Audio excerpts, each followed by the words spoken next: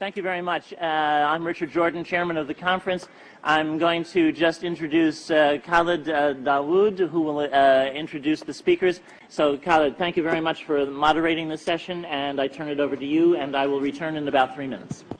So our next speaker is Dr. Rosalind Peterson. She's the California president and co-founder of the Agriculture Defense Coalition, formed in 2006 to protect agricultural crop production from uncontrolled experimental weather modification programs. A very interesting topic, you know, for a non-specialized person like myself. But also very interesting in her CV that we have with you is also her extensive efforts to protect drinking water supplies from toxic chemical contamination in Martinez, California. That's a very interesting topic, of course, and I was actually wondering myself whether you can tackle whether the same experiments that you're holding in California could be extended to other world countries, particularly poor and developed countries like where we come from. Thank you. Thank you. Good afternoon, ladies and gentlemen, Mr. Chairman. It is a pleasure to be here to speak with all of you today. One of the things that I would like to say is that we are in a global drumbeat right at the moment talking about climate change and global warming. One of the things that is affected by climate change is agriculture. But some of what we are seeing is man-made, but man-made in a different way than you may guess. Weather modification programs, experimental ones done by private companies, done by the United States government, done by states across the United States, are underway. There's more than 50 of them in operation across the United States. All of these impact agriculture because they change the microclimates needed for agriculture to survive. None of these programs that I know of today, and this is all public record, are available at any time with oversight, agricultural oversight or public oversight. These programs impact agriculture, and there are programs around the world. International corporations are modifying our weather all the time, and they're modifying it in ways that cover thousands and thousands of square miles. Most of it is chemically altered, so that what happens is that we are putting chemicals, ground-based chemicals that are shot into the air, or chemicals coming from airplanes that change and modify our weather. So one of the things that I'm concerned about and that we need to address in the future is how these programs are impacting microclimates needed for our crops to survive and needed for pollination. If we change the growing season, the pollinators may not survive, and also our crops, our flowers, and our tree crops may not get the pollination needed.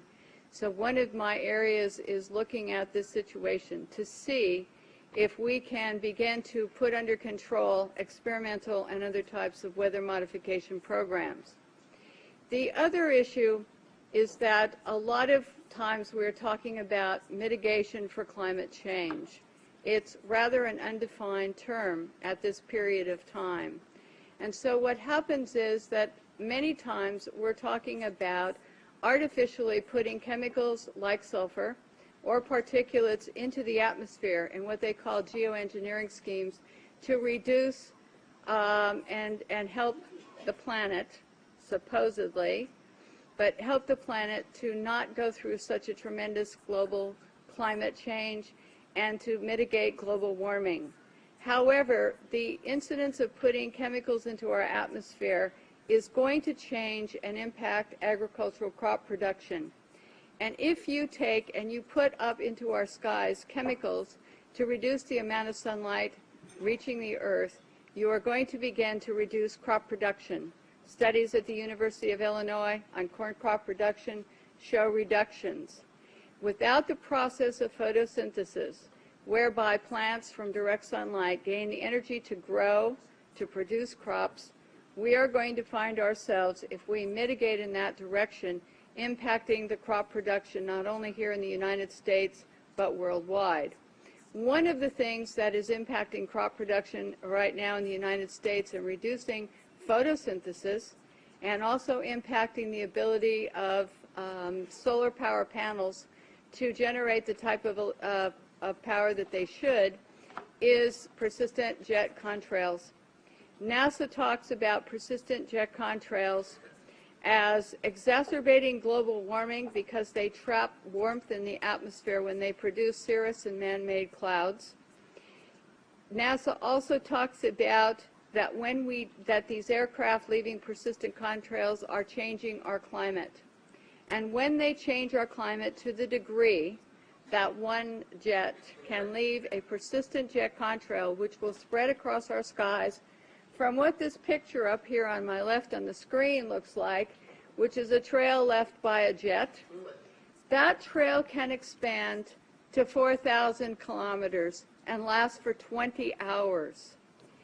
This was unheard of in the early 60s and the 70s, and it wasn't until the late 1980s that there was a change and we started to have persistent jet contrails that persist. NASA studies show that part of our global warming problem could be attributed to these types of contrails and the jets that leave them. So one of the issues as we go through is, how do you like your skies, natural or man-made? And right now we are making man-made clouds, and this is trapping warmth in our atmosphere. The climate change that is produced by these jets, not all jets, mostly some non-commercial, but what happens to our skies is that we start to see the changes. The man-made clouds do trap the warmth, and they increase the humidity. This allows for pests to proliferate, diseases, molds, mildews, funguses, and viruses. This is a man-made cloud, ladies and gentlemen, and these pictures I took myself over Northern California, and this is a burst. This is where a jet left a huge plume, and then this turned in at the end of it to a burst. And this is not normal, never seen before in our county historically, and I was born and raised there. This is another picture showing the jet trail just before the burst. This is our skies, and I want you to know that what you're seeing now, a lot of times many scientists know, especially at NASA and in other areas, that the skies that we're seeing are not normal cloud formations. These are man-made. And what happens as we reduce the amount of sunlight in a form of global dimming, we reduce the solar power with these type of clouds, and we reduce photosynthesis, which is going to impact agriculture. The pictures look odd. The formations don't look like normal clouds that people have seen before historically. This is another type of man-made cloud, and what we have done and what you're seeing here is we have the photographs from the times that the jet leaves the first trail as a thin, spindly trail to where they form into these different types of cloud formations. All of you can start looking up and seeing this. What happens is that there are experiments, and there's a color, you can see some color in this photograph. And part of what we're doing also is we're sending up canisters. The United States government, NASA, the U.S. Air Force, is sending up canisters into the atmosphere filled with chemicals to modify and experiment with our ionosphere. And when we modify and experiment with our ionosphere up here, we create experiments which they can see through these persistent jet contrails as they stay in the sky for long periods of time, and they can watch the experiments. The type of chemicals they are using are aluminum, barium, strontium, and these canisters are sent up on rockets, and what they do is they superheat the canisters to create experiments in our atmosphere. The experiments can give you colorful auroras, which they talk about as being wonderful. Many times people think that the auroras in Alaska and the ones we see are normal, but there's beginning to be more and more seen across the United States and elsewhere where aluminum, trimethyl aluminum experiments to make clouds are beginning to impact us. The reason I am concerned for agriculture is that none of these experiments have any public oversight nor agricultural oversight. Our drinking water is impacted because the chemicals are now beginning to show up in our drinking water.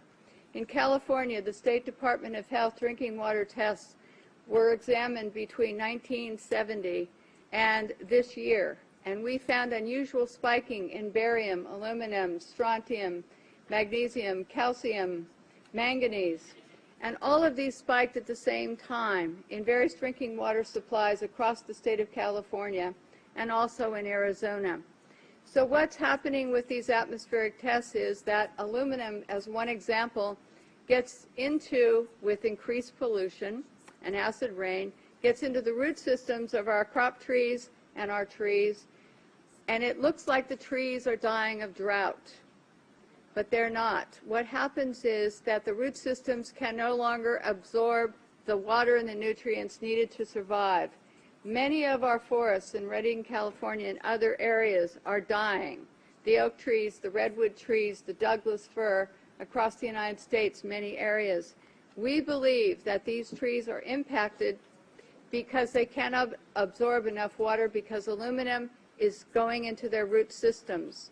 Also, molds, mildew, and fungus from warmer temperatures produced by persistent jet contrails are also allowing pests and molds to proliferate, also impacting tree health and crop health. The skies that you see up here, it is important to note, have a white haze to them. When crossing the United States 2 days ago, we saw this man-made produced haze all the way across the United States. There were a few real clouds. We saw the persistent jet contrails from the jet windows, and the skies in the white haze looked a lot like this.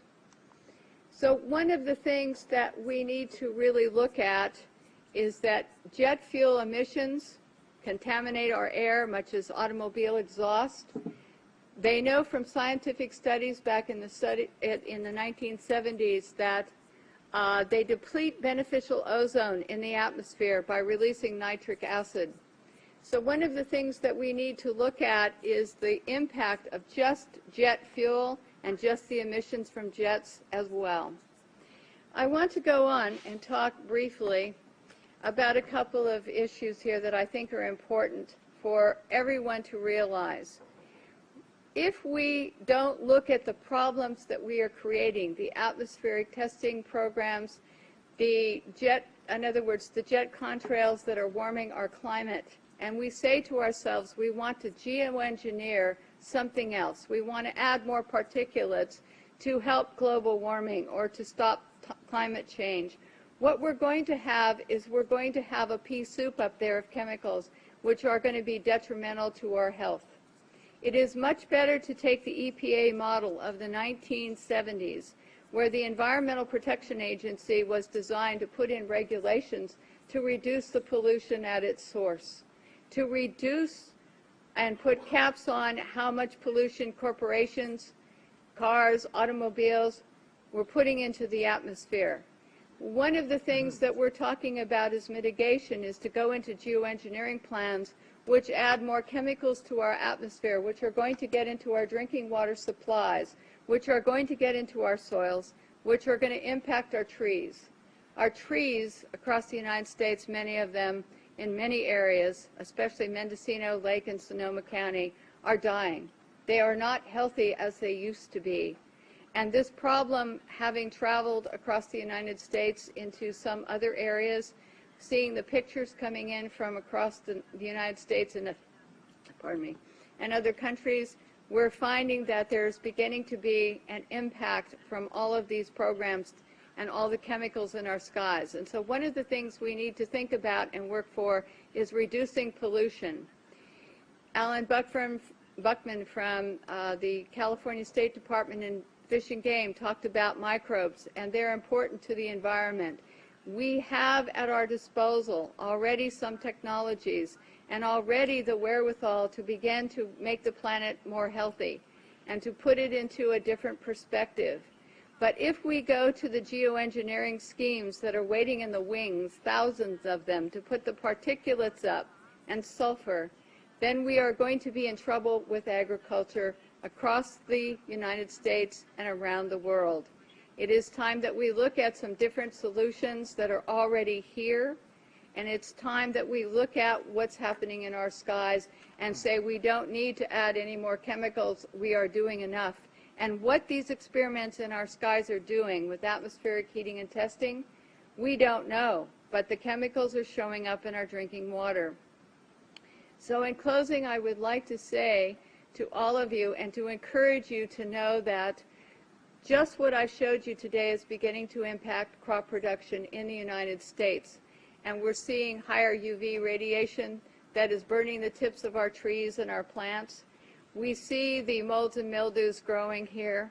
And we see all of this. And we hope that all of you will consider before you think of mitigation and just go forward with some of the plans that are being sold to you as almost a cap-and-trade situation, where a corporation like Planktos decides to put iron dust into the Galapagos Islands area. This is a proposal, may have already started, and to create algae blooms. And yes, they're saying, yes, we're going to help the environment because we're going to create these algae blooms for more oxygen. But what happens is it's going to impact the marine life in those areas. As a geoengineering plan, it is going to be sold, the credits for this, the supposed benefits, is to be sold as credits to people who want to pollute more. And here's the really awful twist to this, in my opinion, is if we sell pollution credits to polluters to ask them so that they can pollute more, we're only going to add more to our climate change and to our global warming processes. We have to say, no, we don't want money market schemes that are going to go into the ocean and change something possibly to the detriment of our oceans or our air in order to sell credits to someone who wants to pollute more. Ladies and gentlemen, this is a consideration for all of you when you start to talk about caps and trades, when you start to talk about geoengineering plans, because we don't need a money market scheme. We need to have and use the microbes available to us, the science available to us to reduce the pollution that we're putting into the atmosphere, and we need a new direction, and I think that this might be a good one. So I hope that all of you will consider what I have to say today, and I want to thank you once again for listening to what I had to say. Thank you.